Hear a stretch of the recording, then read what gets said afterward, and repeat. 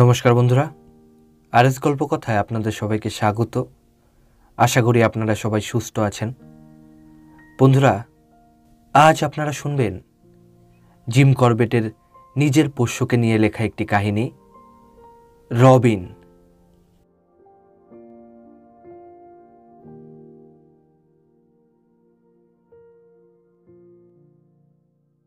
আমি ওর মা বাবার একজনকেও কখনো দেখিনি। যে নাইট অফ দ্য ব্রুম এর কাছ থেকে ওকে কিনেছিলাম, সে বলেছিল ও এক স্পেনিয়াল। ওর নাম পিঞ্চা। ওর বাবা ছিল এক উৎসাহী শিকারী কুকুর। ওর বংশপরিচয় সম্পর্কে এটুকুই আপনাদের বলতে পারি আমি। কুকুর ছানা চাইনি আমি। নেহাতি ঘটনাচক্রে আমি সঙ্গে ছিলাম এক বান্ধবীর। তখন তার নিরীক্ষণের জন্যে এক অতি নোংরা ঝুড়ি উপুর করে সদ্যজাত 60টি ছানাকে বের করা হলো। ছানার দলটিতে পিঞ্চা সবচেয়ে ছোট, সবচেয়ে রোগা, এবং বোঝাই যাচ্ছিল টিকে থাকবার জন্যে লড়তে লড়তে ও একেবারে শেষ পর্যায়ে পৌঁছেছে। ওর চেয়ে সামান্য কম হতভাগ্য ওর ভাই বোনদের কাছ থেকে চলে এসে ও একবারটি আমাকে ঘিরে হাঁটল, আর তারপর কুকরে মুকরে আমার বড় বড় পায়ের মধ্যেখানে শুয়ে পড়ল। ভীষণ শীত সে সকালে, যখন ওকে তুলে নিলাম, রাখলাম আমার কোটের ভেতর। আমার মুখ চেটে ওর কৃতজ্ঞতা দেখাতে চেষ্টা করল, আর আমি ওকে বোঝাতে চেষ্টা করলাম ওর অসহ্য দুর্গন্ধ আমি টের পাচ্ছি না। ওর বয়স তখন প্রায় 3 মাস, আর আমি কিনেছিলাম ওকে 15 টাকায়। এখন ওর বয়স প্রায় 13 বছর, আর ভারতের সবটুকু সোনা দিয়েও ওকে কেনা যাবে না। যখন ওকে বাড়ি আনলাম, ভরপেট খাওয়া, গরম জল আর সাবানের সঙ্গে ওর প্রথম পরিচয় হলো। আমরা ওর সারমেয় শালার নাম পিঞ্চা খারিজ করে দিলাম। এক বিশ্বাসী বুড়ো কলি কুকুর, যে একবার এক ভীষণ ক্রুদ্ধ মাদি ভাল্লুকের আক্রমণ থেকে 6 বছরের আমাকে এবং আমার 4 বছরের ছোট ভাইকে বাঁচায়, তারই স্মৃতিতে ওর নতুন নামকরণ করলাম রবিন। তৃষ্ণার্ত জমিতে যেমন বৃষ্টিপাতে ফল হয়, নিয়মিত আহারে রবিনের তেমনই হলো, এবং বালক আর কুকুরছানার শিক্ষারম্ভে বড় আগেভাগে হচ্ছে বলে কিছু নেই। এই নীতিবশে ওর থেকে খানিক দূরে সরে গিয়ে ওকে বন্দুক ছোড়ার শব্দে অভ্যস্ত করবার ইচ্ছে ও আমাদের সঙ্গে কয়েক হপ্তাহ কাটাবার পরই এক সকালে বেরিয়ে পড়লাম ওকে নিয়ে। আমাদের জমিজমার শেষ প্রান্তে আছে কয়েকটি ঘন কাটা ঝোপ। যখন সেগুলো বের দিয়ে ঘুরে যাচ্ছি, একটা ময়ূরী উড়ে ওপরে উঠল। রবিন আমাকে পায়ে পায়ে অনুসরণ করছিল। ওর কথা সম্পূর্ণ ভুলে মেরে দিয়ে আমি গুলি করে পাখিটাকে ঝটপটিয়ে নিচে নামালাম। ওটা ধপ করে পড়ল কাটা ঝোপে, এবং ওকে ধাওয়া করে রবিন ছুটে ঢুকে গেল ভেতরে। আমার ভেতরে ঢোকার পক্ষে ঝোপগুলি বড় বেশি ঘন আর কাটা বোঝাই, তাই আমি ওগুলো বের দিয়ে দৌড়ে গেলাম ঝোপের পাশ বরাবর দূরে।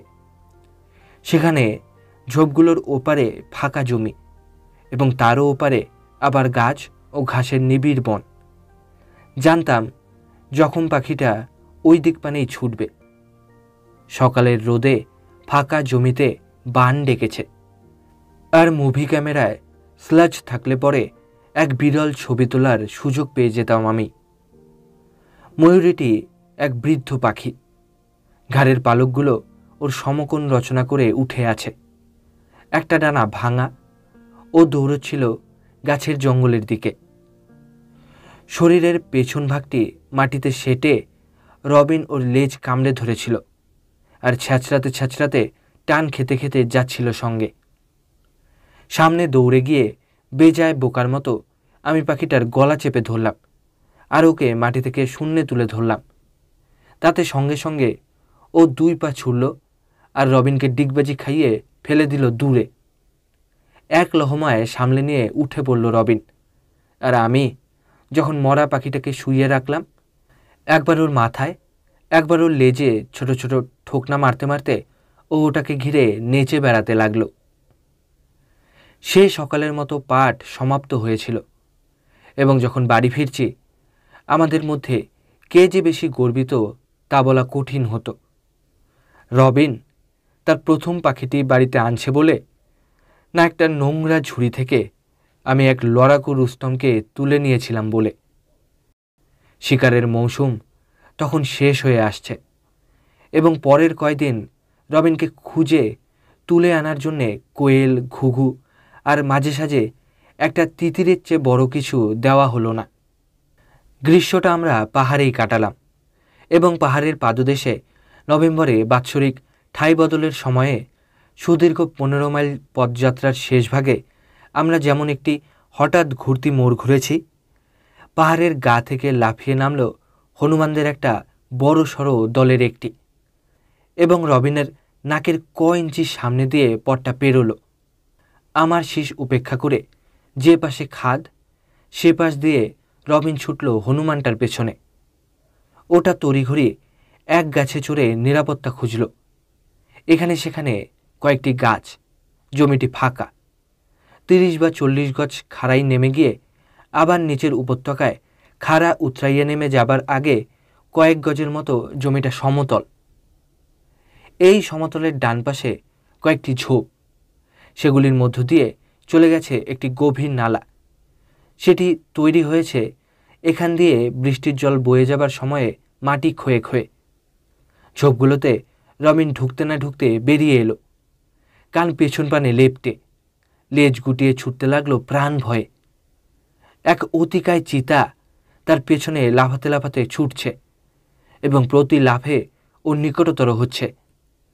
আমি বেহাতিয়ার আর ফুসফুসের সবটুকু দম দিয়ে হো আর হর চেঁচিয়েই আমি যা পারলাম করলাম। এমের ডান্ডাবাহী লোকজন তাতে সর্বশক্তিতে যোগ দিল। হট্টগোল উঠল চূড়ান্তে যখন 100 বা তারও বেশি হনুমান এর সঙ্গে যোগ করল বিভিন্ন পর্দায় তাদের বিপদজ্ঞাপক ডাক। 25 বা 30 গজ অবাধ চলল আর চিতাটি যেই রবিনের নাগালের মধ্যে পৌঁছল কোনো কারণ ব্যতিরিকেই সে বেগে মোড় ঘুরল এবং উধাও হয়ে গেল উপত্যকায়। ওদিকে রবিন পাহাড়ের এক ঢাল ঘুরে রাস্তায় আবার মিলিত হলো আমাদের সঙ্গে। এই এক চুলের জন্যে প্রাণে বাঁচা থেকে রবিন 2টি অত্যন্ত প্রয়োজনীয় শিক্ষা লাভ করে, তা সে পরজীবনে কখনো ভোলেনি। প্রথম, হনুমানদের ধাওয়া করা বিপজ্জনক। দ্বিতীয়, কোনো হনুমানের বিপদজ্ঞাপক ডাক এক চিতার উপস্থিতির জানান দেয়। ওর শিক্ষায় যেখানে বাধা পড়ে রবিন আবার বসন্তকালে সেখান থেকে শুরু করল। কিন্তু শীঘ্রই পরিষ্কার জানা গেল যে প্রথম জীবনের অবহেলা ও উপবাস ওর হার্টকে জখম করেছে, কেননা এখনও সামান্যতম পরিশ্রমের পরেই অজ্ঞান হয়ে যায়। যখন তার প্রভু বাইরে বেরোন তখন বাড়িতে পড়ে থাকার চেয়ে নৈরাশ্য এক শিকারী কুকুরের কাছে আর কিছুই হতে পারে না। এখন পাখি শিকার রবিনের কাছে নিষিদ্ধ হয়ে গেল। তাই আমি যখন বড় জানোয়ার শিকারে বেরোতাম ওকে সঙ্গে নিয়ে বেরোতে শুরু করলাম। হাঁস যেমন তড়িঘড়ি জলে অভ্যস্ত হয় ও তেমনি অভ্যস্ত হলো শিকারের এই নতুন রীতিতে। আর তখন থেকে যখনই আমি রাইফেল হাতে বেরিয়েছি ও আমার সঙ্গে থেকেছে। খুব ভোর ভোর বেরিয়ে পড়া, চিতা অথবা বাঘের পদচিহ্ন খুঁজে নেওয়া এবং তা অনুসরণ করা, এই রীতিতে আমরা চলি। যখন থাবার ছাপ দেখা যায় আমি খোঁজ চালাই, আর আমরা যে জানোয়ারের পিছু নিয়েছি তা যখন জঙ্গলে ঢুকে যায় রবিন খোঁজ চালায়।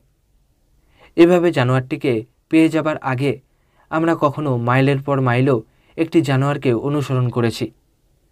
মাচানে অথবা হাতির পিঠ থেকে নিচে জানোয়ারকে গুলি করা হয় যখন, তখনকার চেয়ে পায়ে হেঁটে শিকারকালে একটি জানোয়ারকে তৎক্ষণাৎ মেরে ফেলা অনেক বেশি সোজা।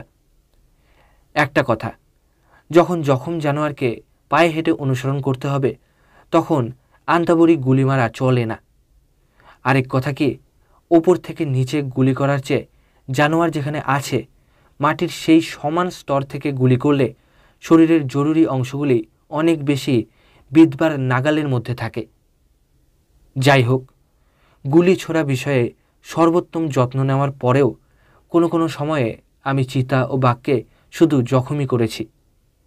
দ্বিতীয় বা তৃতীয় গুলিতে খতম হবার আগে তারা উন্মত্ত তাণ্ডব করে বেরিয়েছে। আর যত বছর আমরা একসঙ্গে শিকার করে বেরিয়েছি তার মধ্যে মাত্র একবার রবিন আমাকে বিপদের ভেতর ফেলে পালিয়েছিল। সেদিন কিছুক্ষণ অনুপস্থিতির পর যখন ও আমার কাছে ফিরে আসে, আমরা ঠিক করেছিলাম ব্যাপারটির ইতি এখানেই, আর কখনো সে প্রসঙ্গের উল্লেখ করা হবে না। তবে আমরা এখন আরও বুড়িয়েছি। সম্ভবত এখন আমাদের ভাবপ্রবণতাও কমেছে। আর রবিন, ও তো কুকুরদের চূড়ান্ত আয়ুসীমা 70 পেরিয়েছে।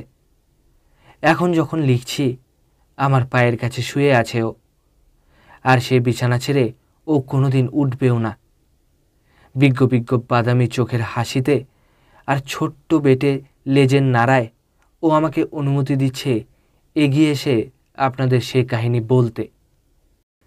চিতাটি সে নিবিড় ঝোপ জঙ্গল থেকে একেবারে বেরিয়ে এসে দাঁড়িয়ে পড়ে। ওর বাঁ ঘাড় ঘুরিয়ে পেছন পানে না তাকানো অবধি আমরা ওকে দেখিনি। চিতাটি এক অতিকায় মদ্দা, চামড়া চমৎকার গাঢ় রঙা চকচকে। চামড়ার কালো বুটিগুলো দামি ভেলভেটের ওপর সুস্পষ্ট নকশার মতো জ্বলজ্বলে। কোনো তাড়াহুড়ো না করে এক স্থির লক্ষ্য রাইফেলে ওর ডান কাঁধে গুলি ছুঁড়লাম আমি 15 গজের রস পাল্লায়। কত অল্পের জন্যে ওর হার্ট ফসকে ফেললাম তাতে এসে যায় না কিছু, এবং 50 গজ দূরে বুলেট যখন ধুলো ওড়াচ্ছে ও তখন শূন্যে উঁচুতে, এবং যে ঘন ঝোপ জঙ্গল থেকে 1 মিনিট আগে বেরিয়ে এসেছে তার মধ্যেই পড়ল ধপ করে ডিগবাজি খেয়ে। 20, 40, 50 গজ অবধি ও ঝোপের ভেতর দিয়ে হুড়মুড় করে চলেছে শুনলাম আমরা, এবং তারপর যেমন অতর্কিতে আওয়াজটা শুরু হয়েছিল তেমনি অতর্কিতে তা থেমে গেল। এই সহসা শব্দে বিরতিকে দুভাবে ব্যাখ্যা করা যায়। হয় কাবু হয়ে চলতে চলতেই পড়ে গিয়ে মরেছেও, নয় 50 গজ দূরে পৌঁছে গেছে ফাঁকা জমিতে। সেদিন অনেক দূর অবধি চলে গিয়েছিলাম আমরা। সূর্য তখন অস্ত যাবার মুখে, আর আমরা তখনও বাড়ি থেকে 4 মাইল দূরে। জঙ্গলের এদিকটায় মানুষের পা ঘন ঘন পড়ে না, এবং রাতে সে পথে কেউ যাবার কোনো সম্ভাবনা 10 লক্ষে একবারটিও নেই। চিতাটিকে রেখে চলে যাওয়ার শেষ এবং সর্বোত্তম কারণ হলো নিরস্ত। ওকে একা ফেলে রেখেও যাওয়া যায় না, আবার জখম জানোয়ারটির অনুসরণেও নিয়ে যাওয়া যায় না। তাই আমরা উত্তর দিকে ঘুরে বাড়ির পথ ধরলাম। জায়গাটি চিহ্ন করে রেখে যাওয়ার দরকার ছিল না আমার, কেননা প্রায় অর্ধ শতাব্দীর কাছাকাছি সময়কাল ধরে আমি এই জঙ্গলগুলির ভেতর দিয়ে হেঁটে গিয়েছি দিনে, প্রায়ই রাতেও, এবং চোখ বেঁধে দিলেও ও জঙ্গলের যে কোনো অংশে পথ খুঁজে পেতে পারি আমি। রবিন আমাদের সঙ্গে আগের সন্ধ্যায় ছিল না, এবং পরদিন সকালে রাত সরে গিয়ে সবে যখন দিনকে পথ ছেড়ে দিয়েছে আমি আর রবিন হাজির হলাম সেই জায়গাটিতে যেখান থেকে আমি গুলি ছুঁড়েছিলাম। রবিন চলছিল আগে, যেখানে চিতাটি দাঁড়িয়েছিল সেখানকার জমি ও অত্যন্ত হুঁশিয়ারিতে পর্যবেক্ষণ করল। তারপর বাতাস শুকতে শুকতে ও এগুলো ঝোপঝাড়ের কিনারায়।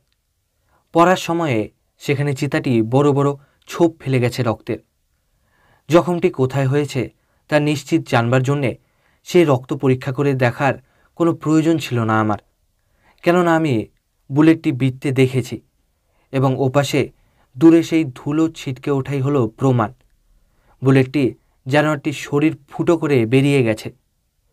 রক্তের নিশানা অনুসরণ করার দরকার পরে হতে পারে, কিন্তু এখন এই মুহূর্তে অন্ধকারে 4 মাইল পথ হাঁটার পর সামান্য বিশ্রামে ক্ষতি নেই কোনো, এবং অপরপক্ষে তা আমাদের পক্ষে খুব মূল্যবান বলেও প্রমাণিত হতে পারে। সূর্য এখন উঠি, এবং এই নবীন প্রত্যুষে জঙ্গলের সকল প্রাণীরা এখন চলাফেরা করছে। আরও এগোবার আগে জখম জানোয়ারটির প্রসঙ্গে ওদের কি বলবার আছে তা শোনা উচিত কাজ হবে। কাছেই একটি গাছের নিচে পেয়ে গেলাম একটি শুকনো জায়গা। শিশিরে সে জায়গাটা ভিজে যায়নি।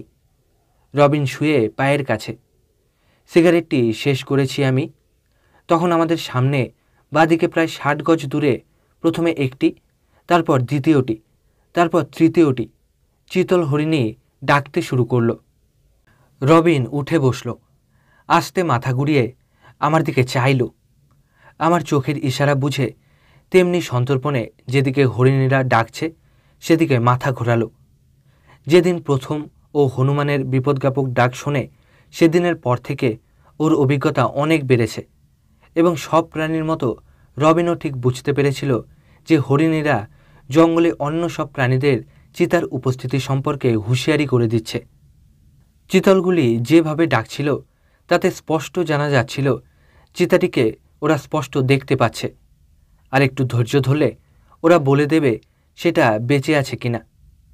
ওরা মিনিট 5 ডেকেছে, তারপর হঠাৎ একবার সবাই ডেকে উঠল একসঙ্গে, তারপর ফিরে গিয়ে আগের পর্যায়ে ডাকতে থাকল। চিতাটি জীবিত আছে, সে নড়াচড়া করেছে এবং আবার স্থির হয়ে বসেছে।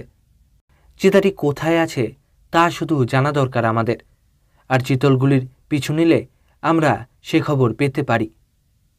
হাওয়া উজিয়ে 50 গজ চলে আমরা সেই নিবিড় ঝোপে জঙ্গলে ঢুকলাম আর হরিণগুলিকে অনুসরণ করতে থাকলাম।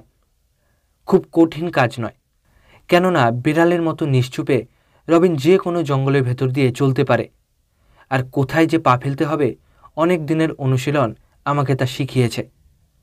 ওদের কয়েক ফুটের মধ্যে না পৌঁছানো অবধি চিতলগুলিকে দেখা যায়নি। ওরা দাঁড়িয়েছিল ফাঁকায়, চেয়েছিল উত্তর পানে। আমি যতদূর বুঝতে পারলাম যে দিকে আগের সন্ধ্যায় হুড়মুড় শব্দ থেমে গিয়েছিল ঠিক সেদিকেই চেয়েছিল। এখনও পর্যন্ত চিতলগুলি আমাদের প্রভূত সহায়তায় এসেছে। ওরা আমাদের বলে দিয়েছে চিতাটি শুয়ে আছে ফাঁকায়, ও বেঁচে আছে। এখন ওরা আমাদের দিক বাতলে দিল।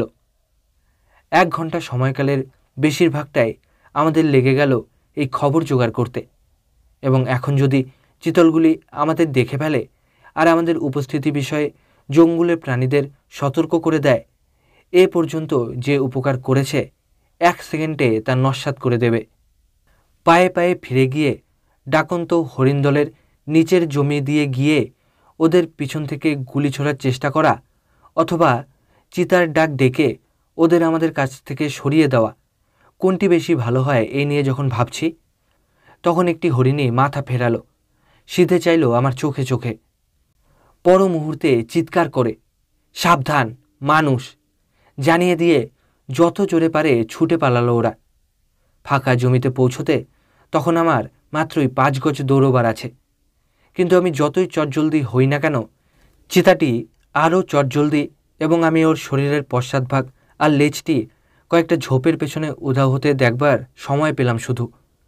চিতলগুলি অত্যন্ত কার্যকারিতায় আমার গুলি ছোড়ার সুযোগ নষ্ট করে দিয়েছে, আর চিতাটিকে এখন ফিরে আবার খুঁজে বের করে ধরে ফেলতে হবে। এবার সে কাজ করতে হবে রবিনকে। চিতাটিকে স্থির হয়ে বসার সময় দিতে, যাবার সময়ে ও নিজের গায়ের যে গন্ধ রেখে গেছে বাতাসে আমাদের পেরিয়ে সে গন্ধকে বয়ে চলে যেতে দিতে। আমি ফাঁকা জমিটিতে দাঁড়িয়ে থাকলাম কয়েক মিনিট, তারপর রবিনকে নিয়ে গেলাম বাতাসের গতিপথ পেরিয়ে। বাতাস বইছিল উত্তর থেকে। আমরা 60 কি 70 গজ গেছি। রবিন ছিল আগে, ও থেমে গেল আর বাতাসের মুখোমুখি হতে ঘুরে দাঁড়ালো। জঙ্গলে রবিন মুখ হয়ে থাকে, আর নার্ভের ওপর চমৎকার নিয়ন্ত্রণ আছে ওর। তবে একটি নার্ভ ওর পেছনের পা দুটির পিঠ দিয়ে নেমে গেছে। যখন ও এক চিতার দিকে চেয়ে থাকে অথবা চিতার গায়ের গন্ধ যখন তাজা এবং কড়া, তখন সেই নার্ভটিকেও নিয়ন্ত্রণে রাখতে পারে না। সেই নার্ভটি এখন কুঁচকে শিউরে উঠছে এবং পেছনের পায়ের ওপর অংশের লম্বা লোমগুলোয় নাড়া দিচ্ছে। গত গ্রীষ্মে বহু সংখ্যক গাছ উপড়ে ফেলে এক অত্যন্ত উন্মত্ত ঘূর্ণিঝড় জঙ্গলের এই অংশটিতে আঘাত হেনেছিল। রবিন এখন চেয়েছিল আমরা যেখানে দাঁড়িয়েছিলাম সেখান থেকে 40 গজ দূরে সেই ঝড়ে উপড়ে ফেলা একটি গাছের দিকে। গাছটির ডালগুলো আমাদের দিকে, গুড়িটির দুপাশে পাতলা ঝোপ এবং বিক্ষিপ্ত বেটে ঘাসের গোছা। অন্য যে কোনো সময়ে রবিন আর আমি সোজা ছুটে যেতাম শিকারের দিকে, কিন্তু এবারটা সামান্য একটু বাড়তি সাবধানতা দরকার ছিল।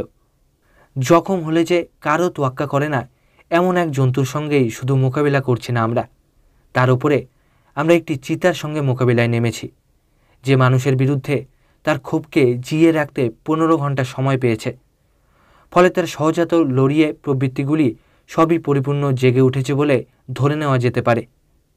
আগের সন্ধ্যায় যে 275 রাইফেলটি ব্যবহার করেছিলাম, এ সকালে বাড়ি থেকে বেরোবার সময় সেটি তুলে নিয়ে চলে এসেছি। যখন বহু মাইল পথ হাঁটতে হবে তখন বইবার পক্ষে এ রাইফেল ভালো, কিন্তু এক জখমি চিতার সঙ্গে মোকাবিলা করবার সময় এই হাতিয়ার কেউ বেছে নেবে না। তাই সরাসরি না এগিয়ে আমি এমন একটি পথ ধরলাম যা আমাদের পতিত গাছটির সমান্তরালে, ওটির 15 গজ দূর দিয়ে নিয়ে যাবে। রবিন রইল আগে, পায়ে পায়ে আমরা একই লাইনে চললাম। ডালগুলো পেরিয়েছি, পৌঁছিয়েছি গুড়িটির উল্টো দিকে। তখন রবিন দাঁড়িয়ে গেল। ওকে নজর করে নিশানা বুঝে নিয়ে আমি অচিরে দেখলাম কিসে ওর চোখ টেনেছে। চিতাটির লেজের ডগা ধীরে উঠল, তেমনি ধীরে নিচে নামল। আক্রমণ করার আগে সর্বদা চিতা এই হুঁশিয়ারি দিয়ে থাকে। গোড়ালি ভর করে বো করে ডাইনে ঘুরে গিয়ে আমি রাইফেলটি কাঁধে তুলেছি মাত্র, তখনই চিতাটি মধ্যপথের ঝোপগুলো দিয়ে প্রচণ্ড গতিতে বেরিয়ে এসে আমাদের দিকে ঝাঁপ দিল। সঙ্গে সঙ্গে আমি গুলিটি ছুড়লাম। ওকে মেরে ফেলা, এমনকি আঘাত হানার আশাতেও নয়, ওকে লক্ষ্যচ্যুত করে দেবার জন্যে। তা বেরিয়ে গেল ওর পেটের তলা দিয়ে এবং ওর বা উড়োর মাংসর অংশ ফুটো করে চলে গেল। জখমের চেয়েও রাইফেলের আওয়াজেই কাজ হলো। আমাকে স্পর্শমাত্র না করে আমার ডান কাঁধ পেরিয়ে বাধ্য হয়ে বেঁকে চলে গেল চিতাটি, আর আমি আরেকটি গুলি মারতে পারার আগেই ও ওপারের ঝোপে উধাও হলো। আমার পায়ের কাছ থেকে নড়েনি রবিন, আর যে জমির ওপর দিয়ে চিতাটি গেল আমরা একসঙ্গে তা পরখ করে দেখলাম। প্রচুর রক্ত দেখলাম আমরা, কিন্তু চিতাটির প্রচণ্ড লাফঝাপের ফলে পুরনো জখমগুলোর মুখ ছিঁড়ে তা পড়েছে না নতুন গুলি লাগার ফলে তা বলা অসম্ভব। যাই হোক, তাতে রবিনের এসে গেল না কিছু। সে এক লহমাও ইতস্তত না করে নিশানা ধরে নিল। নিবিড় ঝোপের ভেতর দিয়ে কিছু দূর যাবার পর আমরা পৌঁছলাম হাঁটু সমান উঁচু ঝোপে জঙ্গলে। তারপর 200 গজ খানেক এগিয়েছি, তখনই আমাদের সামনে চিতাটিকে উঠে দাঁড়াতে দেখলাম, আর ওর দিকে রাইফেলটি তাক করতে পারার আগেই ও উধাও হলো একটি ল্যান্টেনা ঝোপের নিচে। ঝোপটির ডালপালা মাটিতে বিছানো এবং সেটি একটি কামরা তাঁবুর মতো বড়। চিতাটিকে গা ঢাকা দেবার এক আদর্শ স্থানে দেয়নি ঝোপটা। তার উপরেও চিতাটির পরবর্তী আক্রমণ শুরু করার সব সুযোগ সুবিধাই হাতে তুলে দিয়েছে। সকালের অ্যাডভেঞ্চারে আমি এবং রবিন খুব ভালোই উতরেছি। আমি সশস্ত্র হলেও চিতাটিকে আরও দূর ধাওয়া করা এখন বোকামিই হতো। তাই বেশি ঝামেলা না বাড়িয়ে আমরা পেছন ফিরে বাড়ির পথ ধরলাম। পরদিন সকালে আমরা লড়াইয়ের ময়দানে ফিরে এলাম। খুব ভোর থেকেই রওনা হবার জন্যে গোলমাল জুড়েছিল রবিন। সকালবেলা জঙ্গলে যে কত বিচিত্র গন্ধ, সম্ভব হলে সব উপেক্ষা করে ও আমাকে সে 4 মাইল দৌড়ে পার করিয়ে ছাড়ত। একটি 400x450 রাইফেলে সজ্জিত করেছি নিজেকে। ফলে আগের দিন যেমন তার চেয়ে অনেক খুশি বোধ হচ্ছিল। আমরা যখন ল্যান্টেনা ঝোপটি থেকে বহু শত গজ দূরে, তখন রবিনকে গতিবেগ কমিয়ে সাবধানে এগোতে বাধ্য করলাম। কেননা বহু ঘন্টা আগে যেখানে এক জখমি জানোয়ারকে ছেড়ে আসা হয়েছে, সেখানেই তাকে পাওয়া যাবে এ ধরে নেওয়া কখনো নিরাপদ নয়। নিচের মর্মান্তিক ঘটনাটি তারই সাক্ষ্য দেয়। আমার পরিচিত এক শিকারী এক অপরাহ্নে একটি বাঘকে জখম করেন এবং এক উপত্যকায় বহু মাইল ধরে রক্তের নিশানা অনুসরণ করেন। যে জায়গায় নিশানা অনুসরণ ছেড়েছেন সেখান থেকে তা আবার শুরু করার জন্যে পরদিন সকালে একদল লোকসহ রওনা হলেন তিনি। ওদের মধ্যে একজন ওর গুলিবিহীন রাইফেল নিয়ে পথ দেখিয়ে চলছিল। পূর্বাহ্নের রক্তের নিশানার ওপর দিয়েই ও চলছিল, যেখানে বাঘটিকে ছেড়ে আসা হয়। সেখান থেকে ওরা তখনও 1 মাইল দূরে। সামনের লোকটি হলো স্থানীয় শিকারী। সে জখম বাঘটির ওপর গিয়ে পড়ে হাঁটতে হাঁটতে এবং নিহত হয়। দলের বাকি সবাই পালায়। কয়েকজন গাছে উঠে পড়ে ও অন্যরা স্রেফ পালিয়ে যায়। ল্যান্টেনা ঝোপটির নির্ভুল অবস্থিতি আমি দেখে রেখেছিলাম। এখন রবিনকে নিয়ে গেলাম একটি লাইন ধরে। সেটি ঝোপটির যে দিকটি আচ্ছাদিত বহতা বাতাসের বিপরীত সে দিকটির কয়েক গজ ধরে যায়। বাতাসের স্রোত কেটে পার হয়ে এক জানোয়ারের অবস্থিতি হদিশ করবার এই কৌশল বিষয়ে যা কিছু জানবার যোগ্য তা রবিন জানে। আর আমরা তখন স্বল্প পথে গিয়েছি। ঝোপটি থেকে তখনও আমরা 100 গজ দূরে। তখন সে দাঁড়ালো, ফিরল, বাতাসের মুখোমুখি হলো এবং আমাকে বুঝিয়ে দিল ও চিতাটির গন্ধ পাচ্ছে। আগের দিনের মতোই ও এক শায়িত গাছের মুখোমুখি। চিতাটি আমাদের আক্রমণ করার পর যে নিবিড় ঝোপ জঙ্গলের ভেতর দিয়ে আমরা ওকে ল্যান্টেনা ঝোপ অবধি অনুসরণ করেছিলাম, গাছটি একই সঙ্গে সেই ঝোপেরই কিনারেও সমান্তরালেও। গাছটির যে দিকটি আমার দিকে সেখানে জমি ফাঁকা, কিন্তু দূরের দিকটায় কোমর সমান বেসনটা ঝোপের নিবিড় বন। আমাদের প্রথমের লাইনটি ধরে চলার জন্যে রবিনকে ইশারা জানিয়ে আমরা ল্যান্টেনা ঝোপটি পেরিয়ে চলে গেলাম। আর সে ঝোপে রবিন কোনো আগ্রহী দেখালো না। চলে এলো বৃষ্টির জলে ভাসিয়ে নেওয়া একটি খালে। এখানে আমার কোট খুলে ফেলে সেলাইয়ে যতটা ভার সয় ততগুলো পাথর ভরে নিয়ে এই অভিনব ঝোলা কাঁধের ও পিঠে ঝুলিয়ে গাছের কাছে ফাঁকা জমিতে ফিরে এলাম। পাথর নামিয়ে কোট পরে নিয়ে মুহূর্তে ব্যবহারের জন্যে রাইফেলটি প্রস্তুত রেখে আমি গাছটি থেকে 15 গজ দূরে স্বস্থানে দাঁড়ালাম এবং প্রথমে গাছটির ওপর, তারপর গাছ থেকে দূরের দিকে ঝোপগুলিতে পাথরগুলি ছুঁড়তে শুরু করলাম। উদ্দেশ্য, যেখানে আমি ওর মোকাবিলা করতে পারবো সেই ফাঁকা জমিতে তেড়ে বেরিয়ে আসতে চিতাটিকে বাধ্য করা। ও এখনও জীবিত তা ধরে নিয়ে অবশ্য পাথর ছুঁড়ছি। আমার গোলা বারুদ সব ফুরিয়ে গেলে আমি কাশলাম, হাততালি দিলাম, চেঁচালাম, কিন্তু কি সে বোমাবর্ষণের সময়ে কি তার পরে ও বেঁচে আছে তা বোঝাতে চিতাটি নড়ল না, কোনো আওয়াজও করল না। সিধে গাছটি পর্যন্ত হেঁটে গিয়ে ওর দূরের দিকটায় চেয়ে দেখলে এখন আমার ঠিক কাজই করা হয় বটে, কিন্তু মনে পড়ল একটি পুরনো জঙ্গুলের শাহিবাদ। ছালনা ছাড়ানো অবধি চিতা মরেছে এ ধরে নেওয়া কখনোই নিরাপদ নয়। আমি গাছটিকে চক্কর দিতে শুরু করলাম। উদ্দেশ্য, ডালগুলির ঠিক তলাটা এবং গুড়িটার দৈর্ঘ্যের আগা থেকে গোড়া দেখতে না পাওয়া অবধি চক্করটি ছোট করে আনতে থাকব। প্রথম চক্করটির বৃত্তসীমা ঠিক করলাম প্রায় 25 গজ এবং বৃত্তপথে 2/3 পর্যন্ত গেছি। তখন রবিন দাঁড়িয়ে গেল। কিসে ওর মনোযোগ আকর্ষিত হলো তা দেখার জন্যে আমি নিচের দিকে চেয়েছি। পরপর গুরুগম্ভীর ও ক্রুদ্ধ গর্জন হলো এবং চিতাটি সিধে আমাদের উদ্দেশ্যে তেড়ে এলো। আমি শুধু দেখতে পেলাম আমাদের পানে তাক করে এক সিধে লাইন বরাবর ঝোপ জঙ্গলটি আছাড়ি বিছাড়ি খেতে থাকলো। আর বাই করে ডাইনে আধা পাক খাবার ও রাইফেলটি তুলে ধরবার সময়টুকুই পেলাম শুধু। তখন কয়েক ফুট দূরে চিতাটির মাথা ও কাঠটা ঝোপ থেকে বেরিয়ে এলো। ওর ঝাঁপিয়ে পড়া ও আমার গুলি ছোড়া একই সময়ে ঘটল। আর ও যেমন আমাকে পেরিয়ে চলে গেল, তেমনি আমি বাঁদিকে পাশে সরে গিয়ে যদ্দূর পারি পিছন পানে হেলে আমার কোমরের কাছে রাইফেল ধরে দ্বিতীয় ব্যারেলটা থেকে গুলি ছুড়লাম। কোনো জখম জানোয়ার, তা সে চিতাই হোক বা বাঘই হোক, সে যখন মাথা বরাবর ঝাঁপ দেয় এবং উদ্দেশ্য ব্যর্থ হয়, সর্বদাই বিনা ব্যতিক্রমে সে সামনে চলে যেতে থাকে আর আবার উত্ত্যক্ত করা না হলে ফিরে এসে আক্রমণ করে না। রবিনকে মারিয়ে দেওয়া এড়াতেই বাঁ পাশে সরে গিয়েছিলাম আমি। আর এখন যখন তাকে খুঁজতে নিচের দিকে চাইলাম, কোথাও দেখা গেল না ওকে। যত বছর ধরে আমরা একসঙ্গে শিকার করছি, এই প্রথম এক সংকটকালে আমাদের ছাড়াছাড়ি হলো। আর ও বোধহয় এখন বাড়ি ফেরার পথ খুঁজতে চেষ্টা করছে। মধ্যবর্তী 4 মাইল জঙ্গলে ওর জন্যে যত বিপদ অপেক্ষা করে আছে সেগুলি এড়িয়ে যাবার সম্ভাবনা অতীব সামান্য। জঙ্গলটি বাড়ি থেকে দূরে হওয়ার দরুন এটির সঙ্গে ও পরিচিত নয়, আর সেখানে ওকে যেসব স্বাভাবিক বিপদের মুখোমুখি পড়তে হতে পারে তার উপরে আছে ওর হার্টের দুর্বল অবস্থার কারণে শঙ্কা। তাই প্রবল উদ্বেগে ওর খোঁজে বেরোবার জন্যে আমি পেছনে ফিরলাম। আর যখন ফিরেছি, চোখে পড়ল মাত্র 100 গজ দূরে একটি ছোট ফাঁকা জমির কিনারে একটি গাছের গুড়ির পেছন থেকে ওর মাথাটি বেরোচ্ছে। হাত তুলে যখন ইশারা করলাম, ও ঝোপ জঙ্গলে অন্তর্ধান করল। তবে একটু বাদে চোখ নামিয়ে কান ঝুলিয়ে ও নীরবে আমার পায়ের কাছে গুড়ি মেরে এগিয়ে এলো। রাইফেল নামিয়ে রেখে ওকে তুলে নিলাম কোলে। জীবনে এই দ্বিতীয়বার ও আমার মুখ চেটে দিল।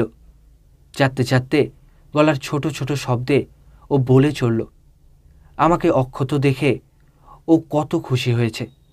আমাকে ফেলে পালিয়ে যাবার জন্যে ও কী ভীষণ লজ্জিত নিজের আচরণে।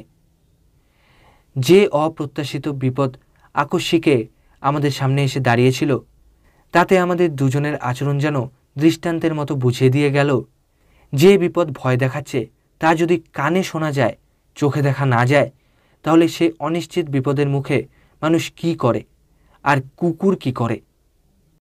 রবিনের ক্ষেত্রে বিপদটি নীরবে দ্রুত পিঠ ফিরিয়ে পালিয়ে ওকে নিরাপত্তা খুঁজতে বাধ্য করেছিল, আর আমার বেলা বিপদটি আমার পা দুটো মাটির সঙ্গে আঠার মতো সেটে দিয়েছিল আর দ্রুত বা যে কোনো রকমে পিঠ ফিরিয়ে পালানো অসম্ভব করে তুলেছিল। আমাদের অস্থায়ী বিচ্ছেদের জন্যে ওকে দোষ দেবার কিছু নেই। একথা যখন রবিনকে মন খুশ করে বোঝাতে সক্ষম হলাম, ওর ছোট্ট শরীরের কাঁপুনি যখন থামল, ওকে নামিয়ে দিলাম।